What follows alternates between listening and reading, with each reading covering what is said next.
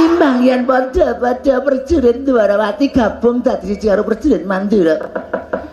Lena pangendhamu tak jiwit. Terus tak ambung mati siji-siji. Ayo, sapa sing ketok? Tak ulang-ulang tenan, yakin sumpah. Aku wis haus tenan iki. Sapa sing ketok ajir kumur-kumur dening tangane Sukini. Mati dening aku legane ati.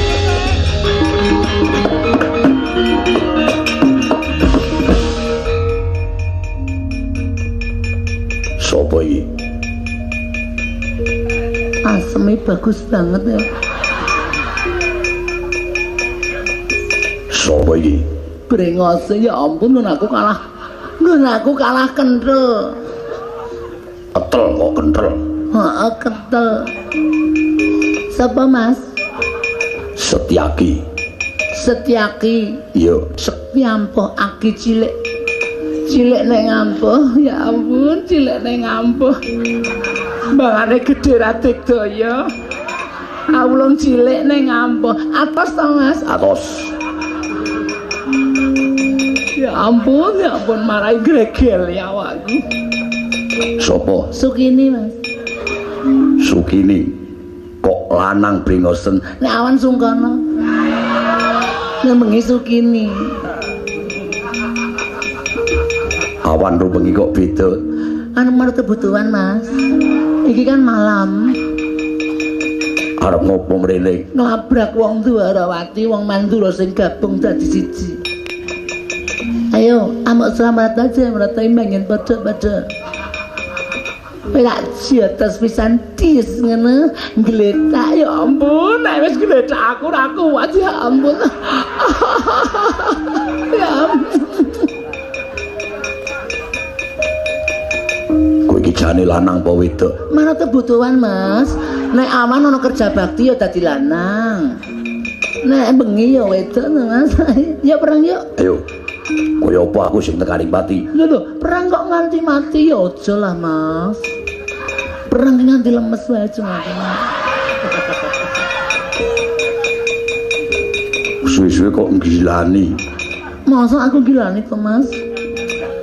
Mas. Mas Setyaki ya ampun ganteng banget, cilikne ganteng ya ampun. Ya Mas ya, perang ya.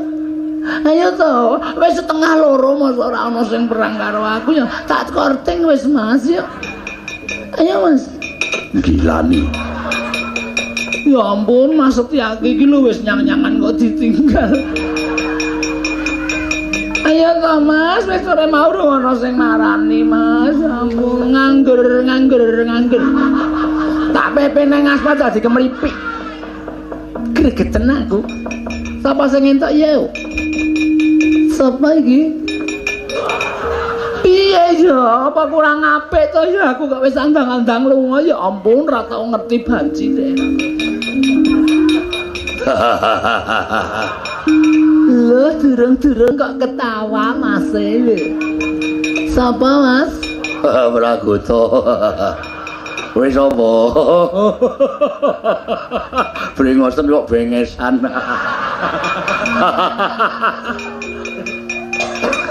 Cantik to Mas, aku cantik to Mas.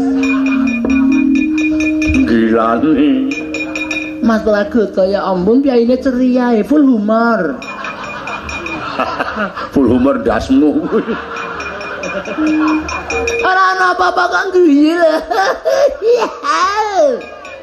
Alah ya ampun seneng aku nek entuk priya full humor ngene iki.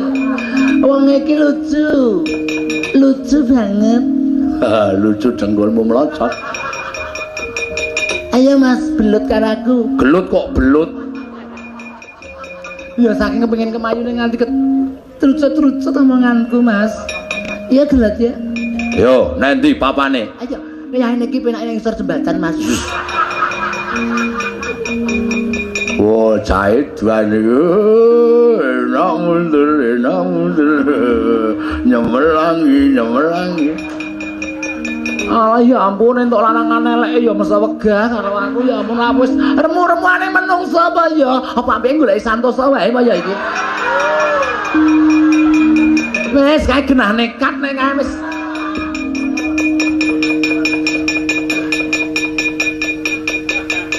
Sopo iki? Sopo? Aku, Mas. Waduh apure Mas. Aku kan ngundang sampean kudu Mas, wong sampean lanang. Lho, kowe iki lanang apa wedok? Ya men kebutuhan to, Mas. Manut kebutuhan. Sopo kowe? Sukini. Sukini. Iya. Ngono iso ngendi? Iso ngono wae ora apik ngono lho. Anggap aku kepencet karo dapurmu piye? Ya ampun galak banget iki ya. Tapi aku suka. Aku suka pria yang galak-galak. Pasti membikin aduhai. Bareng apa kowe? Nerajang paprisa negara Indrawati, negara Mandura sing gabung dadi siji. Kowe ngerti aku sapa?